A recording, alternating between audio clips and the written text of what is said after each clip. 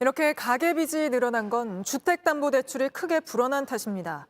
부동산 시장이 살아날 거란 기대도 분명 한몫했겠지만 정부의 엇갈린 신호가 더 헷갈리게 만들었다는 지적이 나옵니다. 이어서 이상화 기자입니다. 3분기 가계빚을 가장 늘린 건 주택담보대출입니다.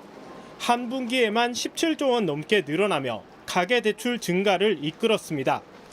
부동산 가격이 바닥을 찍었다는 인식이 퍼진 데다 올 초부터 한시적으로 대출을 완화해준 특례 보금자리론도 영향을 미쳤습니다. 한국은행은 정부의 가계대출 관리가 효과를 낼 것이라고 언급했습니다.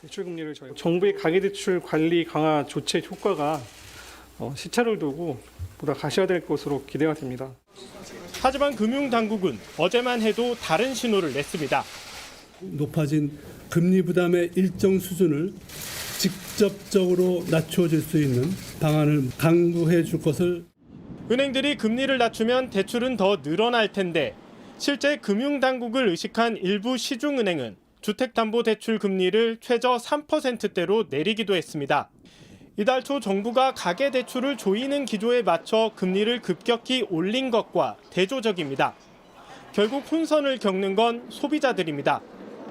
부담대 받으려고 알아보고 있는데 내년에도 더 좋은 제도가 나올 수도 있다고 듣기도 했고 섣불리 했다가 또 손해볼 수도 있을 것 같고.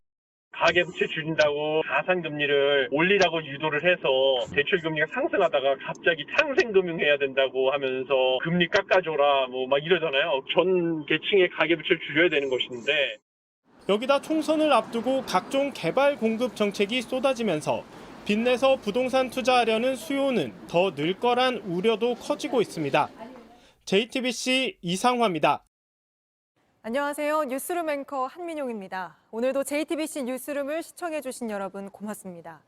오늘 저녁에도 뉴스의 현장에서 찾아뵙겠습니다.